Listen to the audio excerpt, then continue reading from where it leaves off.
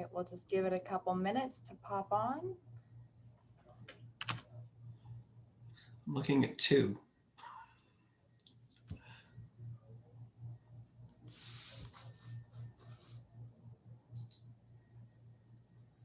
I always have to keep my email open when we start these things in case I get an email of, oh, I lost the link, or how am I supposed to get on? Something like that.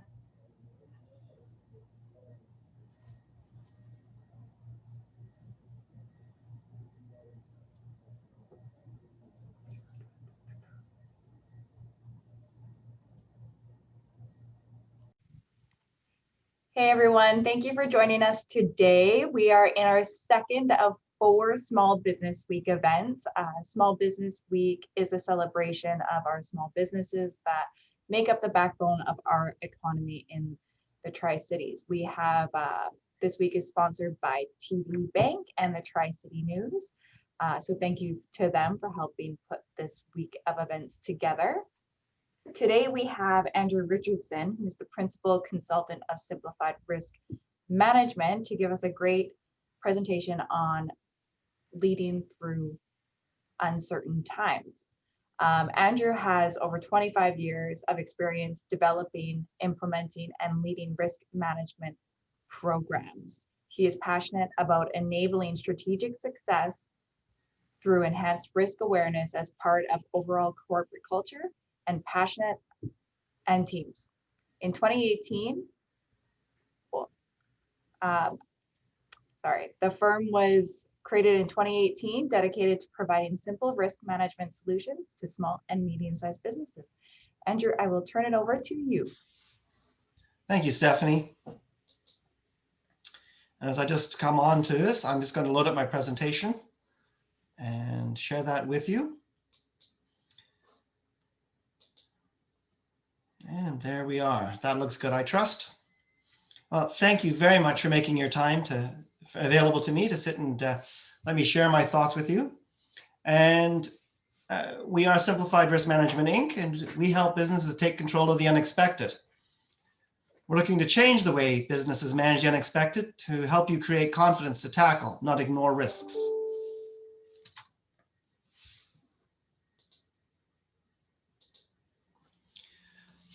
So what we're talking about today is leading in uncertain times. And we recognize that leadership at the best of times can be challenging. And when unexpected circumstances dominate your business agenda, being a leader can become significantly more challenging. We recently wrote an article on this. And so if you wish to read that, it's on our website. The links are here on the screen. As we wandered around chatting with businesses over the last number of months, what we heard quite often was leaders who described how they were overwhelmed, how they were consumed by the problems and challenges, how they kept asking us for what's next, what's coming next. Now, the answer is, we don't know any more than you know. But what we hope to do is to share some ideas here today on how you can be more successful being a leader in this type of environment. And we might be optimistic and hope that this environment is soon going to end. But I would say that it's not. I think that we need to, as leaders, plan for managing and leading in uncertain times for quite a while to come. Stephanie provided her introduction to me. I just share this slide so that you can find me on LinkedIn, email me, or phone me. I'd love to make contacts and chat with you more about the kind of work we're doing and how we can help you. We want to acknowledge that the work of Simplified Risk Management takes place on the traditional, ancestral, and unceded lands of the Coquitlam, Squamish, Tsleil-Waututh, Musqueam, and Kwantlen nations. We honor the elders for their stewardship of the place and people of these nations. So let's get into the presentation. Leading in uncertain times, it's not easy. I think this picture in many regards displays what I've heard leaders describe. It looks at first like it's easy with the first little steps down a lighted tunnel, but somehow we know that further down that tunnel, it gets complex. We're not sure where it goes. What we'll cover today is the impact of unexpected events on leaders and teams. We'll talk about the challenges leading teams when faced with uncertainty. And we'll talk about the ways that risk-enabled leaders respond to these leadership challenges.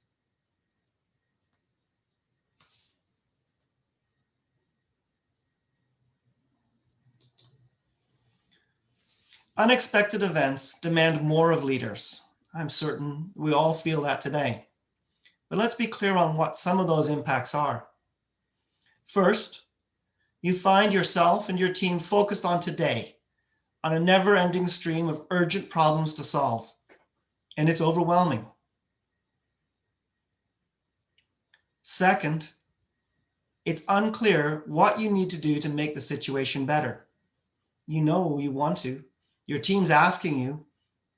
They're tired, they're worn out, they're scared. It's hard. And you're being impacted just the same way as they are. And yet the leader's job is to figure out how to make it better tomorrow.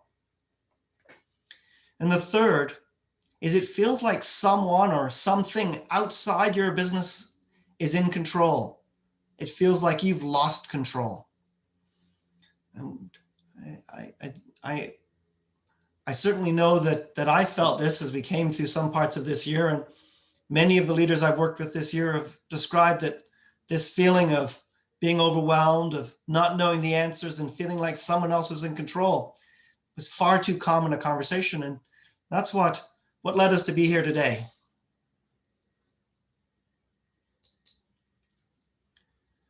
So let's talk about what's going on. Where does this come from? Well, the short answer says it means you're human. It's what happens to us as human beings. Those three feelings, that experience and how we react, they're actually being driven by our emotional responses, by our fears and our biases. They're hugely important to us, but at the same time, when we're faced with this overwhelming amount of challenge and uncertainty, they can actually get in the way. And that's really what we're going to talk about today, is understanding what's going on inside ourselves and inside our teams, and understanding what we can do about it. So let's start in the upper left. Human brains are designed to anticipate the future. It's what we do really well.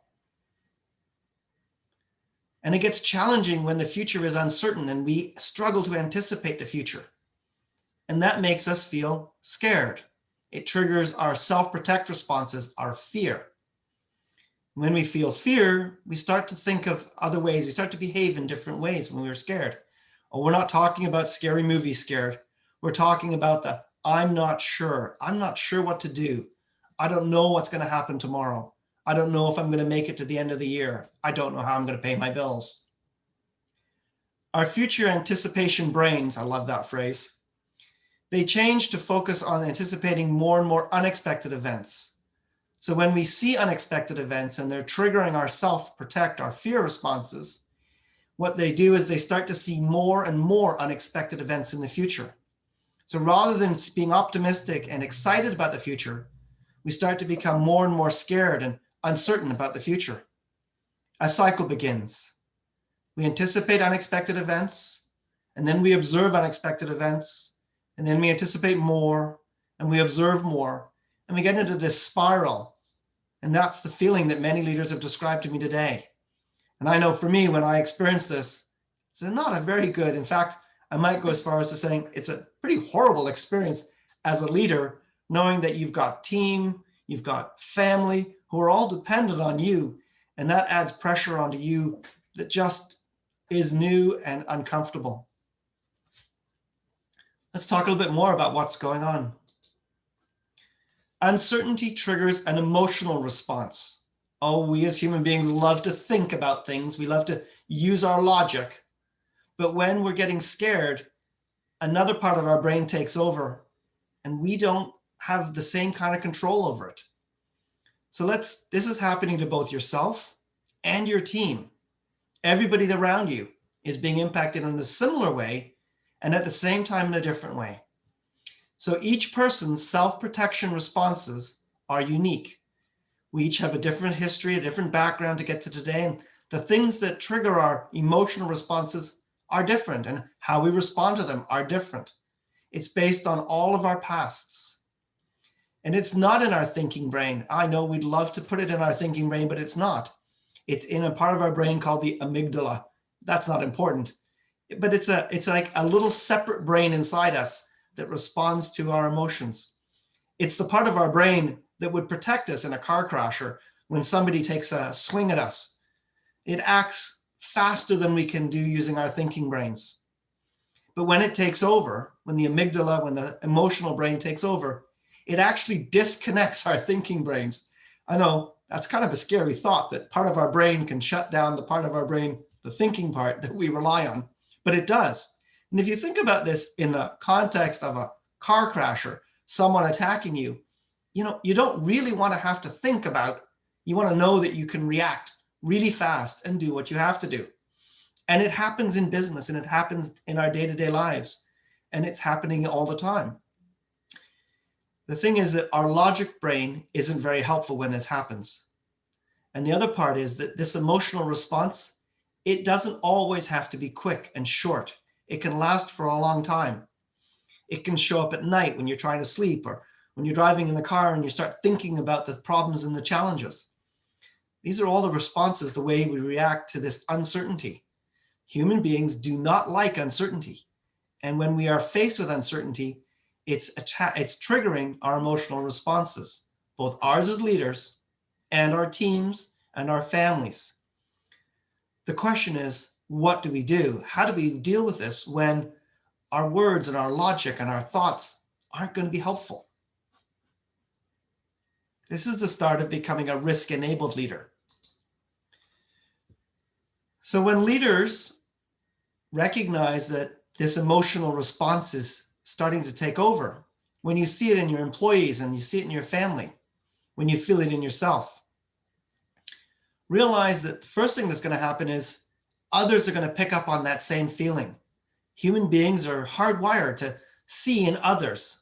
And again, you might not recognize it in your thinking brain, but you might feel it. If you walk into a room and you see someone who looks upset or scared, pay attention to how you feel, not what you think, when you see that. And you'll start to notice that you respond to it. You start to feel something before you actually think about it. So the first thing is that leaders need to calm their own fear responses. If you're the leader and you're scared and triggered and your emotions are showing up and you show up at work, you're going to sit and convey that same feeling to the people you work with. If you bring it home, you're going to convey it to the people at home. And maybe you need someone to help you with this, and that's okay to ask for help, because that's a big part of how we as humans deal with these feelings. So the first thing to do is to sit and accept that it's an emotional response. It doesn't have to make sense. It's real. It's just how you feel, and that's okay. Next, embrace the feeling. It's telling you something important. It's telling you that you need to be scared about something. And one of the best ways that we can sit and help ease these feelings is actually with deliberate breathing. It might seem surprising to say that. Anyone who's done yoga or other types of exercises like that or meditation, you will have come across the same idea. But that part of our brain that's responding to our emotions, it's also the same parts of our brain that are controlling our breathing when it's automatic. By taking control of our breathing and doing it deliberately, we actually start to take control of this emotional part of our brain. Exercise is also a great way to sit and influence this part of our brain. Exercise releases great chemicals into our bodies that help make that part of our brain feel happier and calmer. Reflect. Take a few moments and think about what you're feeling and ask yourself, does it help today? Does it fit with what I need today? Don't get mad at yourself for feeling that way. Just reflect on it and try and change the way you think about it. Instead of saying phrases like, I don't know what to do tomorrow, try saying, I've done this before. I can come up with an idea. I'm going to try and find an idea because that's who I am. Talk positively about yourself. It really does help. And I mentioned it at the beginning, but this is a great time to ask for help. Find those people out there who make you feel comfortable. Could be family, a friend, or a colleague, and just chat with them. Admit you're feeling scared or ask them how they're feeling. Make it safe to talk about these feelings That might seem funny to say to some of us, because in our society, this is not a greatly comfortable topic.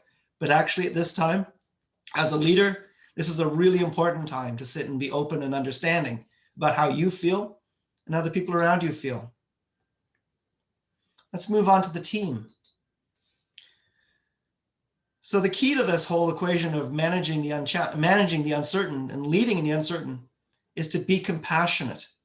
This is a great time. This is a really important time. It's a necessary time that as leader, that you create safety, comfort, support, compassion for the people you work with. It doesn't have to make sense. It doesn't have to be something that you can explain logically. You just have to embrace that people are scared, people are worried. And what they need to hear is not the solution. They need to hear that you care. And if you look around, I mean, some of the best leaders, they don't say much, but you just know they're there for you. And that's what you need to do as a leader, is to focus on this. But that's a bit like the anecdote of, when you're riding on an airplane. I know that we don't do that today. And they always instruct you, when the oxygen masks fall down from the ceiling, put your own mask on first and then help others. When you're dealing with the feelings that come up with uncertain times, start by taking care of yourself. And when you've got yourself in a place that you feel comfortable and you understand what's going on, then reach out to the team and provide that reassurance that they need. Again, their feelings are real and they don't have to make sense. They just exist. They're real. Acknowledge how people feel. Don't try to change their feelings. In fact, tell them it's okay to feel the way they feel. And don't try and solve it for them. Ask them what they need. Listen. Be honest. Give them what you can. And what you can't give them, be honest. Because honesty goes a long way here. You don't have to solve every problem, but you do need to make people feel supported and reassured. Move on to the next idea. We only know what we know. We've moved from fear now into biases. You'll often hear the phrase in business, think outside the box. Well, for human beings, that's a really hard thing to do. Human beings develop these things called biases, and they're really important. They're rules of thumb. They're ways we've always done it. If we didn't have biases, we'd be overwhelmed by the decisions we have to make every day. Often biases influence our thoughts, and we may not even realize they're happening. As a leader, starting today, you need to start thinking about your own biases. You'll often see this showing up when you hear a new idea and it just doesn't feel right. Again, it'll be that feeling showing up, but when you hear an idea that doesn't seem to land with you as being the right idea, well, slow down. The person who offered the idea, they're a smart person in their own right. And they've thrown up a different idea. Oh, you can dismiss it with, they don't understand, they don't know. But perhaps there is something in that idea that's worth exploring. So as a leader, accept that you only know what you know and embrace new ideas. At first, they may not make sense. They may not be right, but it's a great opportunity to help yourself and them start to think outside the box, to start to come up with new ideas and to sit and put the biases in the place where they belong, to give them less control over the future. What that looks like is to be paying attention. Guard yourself against dismissing ideas too quickly. So as leaders, we need to know what we know, and we need to really deliberately make ourselves open and explore new ideas, even if they don't feel comfortable. The last idea that we talk about in managing times, leading in uncertain times, is trust. I know we're all going to say we trust everyone, but this is a moment of reflection. As a leader, you're going to feel this huge, strong pull to deal with the present, the problems of today. Uncertainty is triggering your fears. Your biases are keeping you anchored to the past, and the demands of today are overwhelming. And that's where you're going to feel this huge demand on you as a leader to be present in the trenches, sorting out the problems of today. The challenge is, as a leader, if that's where you're putting your energy, who's figuring out tomorrow and who's solving the problems tomorrow to break the cycle, to make it better. The team needs you, the leader, to be the one who looks to tomorrow to make it better so that tomorrow it's less overwhelming. As a leader, you need to step away from today. To do that, you need to trust that your team can manage the problems of today. You need to leave it up to them to sort out what's going on. And you as a leader need to focus on tomorrow and what you can change tomorrow so that the team has a better opportunity to be more successful. Trust in this format is what we're talking about.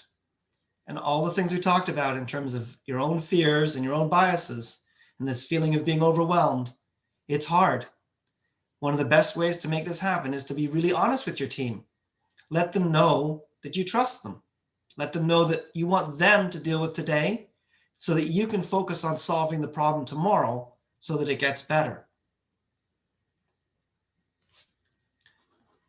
Let's put this all together. I love this phrase, leadership is the art of influence. Oh, many of us would like to think of leadership in terms of the science or some kind of magic formula, but it's not. It's how you as a person interact with other people in order to sit and collectively accomplish some shared goal. We all have our roles to play. A risk-enabled leader embraces being human, and you use this to help inspire the team. You create safety by talking about what's scaring people, how people are feeling, how you're feeling. You open up. You create trust by being vulnerable. Leadership is the art of influence the team to accomplish a shared goal. So it's really important as a leader to be clear on what is that shared goal. What is it you're trying to achieve? Big picture, longer term. It's about finding those words and that idea that everyone rallies around and everybody wants to accomplish. Leadership is not about authority or science or skills or knowledge. I'm sure that we can even think of places where we've been involved in organizations where a person who's not in charge, but they seem to have more influence over the organization. Perhaps on your team, you've got someone who's seeming to be more influential than you are. It's a great opportunity not to sit and take challenge on this, but to study it. Watch what they do and see where you can learn. Leadership is all about how humans interact at an emotional level. As they say, 80% of communication is nonverbal. As a leader, this is the area where we need to focus our attention and pay and our energies on the nonverbal part of our communication. Understanding our fears, understanding how they're impacting us, how they're impacting our behaviors, and how we act and respond become incredibly powerful ways of influencing the team to gain confidence in the shared goal and a sense of being ready and enabled to accomplish what needs to come next. Risk-enabled leaders win in uncertain times. A risk-enabled leader is one who understands the human dynamics of how they and their team interact. We're not talking about being manipulative. We're talking about being honest, open, clear, vulnerable. These enable you to deal well with uncertainty. It allows you to adapt and pivot while focused on what's important. Having that clear shared goal reminds you of what you're really trying to achieve and allows you to be flexible on how you get there. Risk-enabled leader understands their feelings and understands the feelings of their team. They respond compassionately when needed. They challenge biases and they seek new ideas.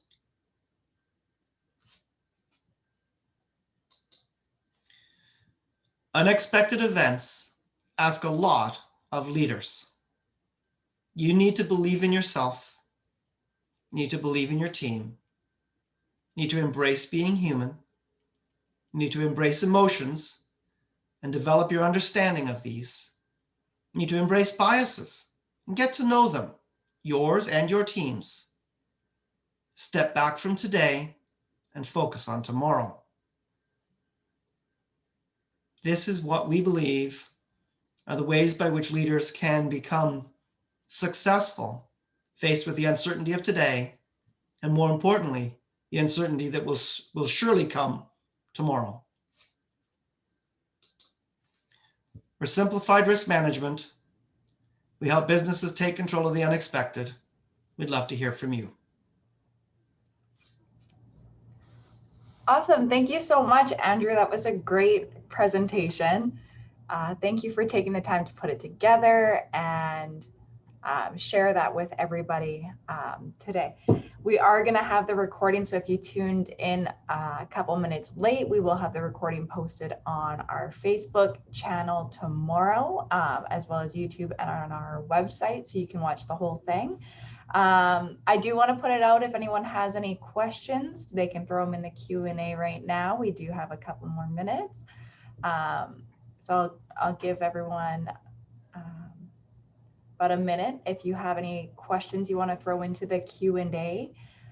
In the meantime, I hope that everyone can join us for our webinars tomorrow for the rest of Small Business Week. We have a great presentation with the Tri-City News on how to leverage sponsored content and the importance of that, as well as a presentation tomorrow morning on cybersecurity. Cybersecurity, a very important topic right now, especially when Zoom calls became as popular as they did. I know a few people got Zoom bombed, us included, but getting your company set up for success and knowing what measures to put in place to protect your company from ransom attacks and cybersecurity attacks. So tune in tomorrow. That one's at 11, and then we have another one at 3. So I look forward to that. It doesn't look like any questions came in through the Q&A. So I'd just like to say thank you to Andrew again for being here and putting that presentation together and sharing it with all of you. Andrew, do you have any closing remarks you'd like to share with the audience? Love to say thank you, Stephanie, and to the Chamber for putting this together, to TD Bank and the Tri-City News for sponsoring Small Business Week. We would love to help you take control of the unexpected. Awesome. Thank you so much. Thank you, everyone, for joining us. I look forward to seeing you tomorrow and in the future. Have a great afternoon. Thank you. Yeah. Bye now.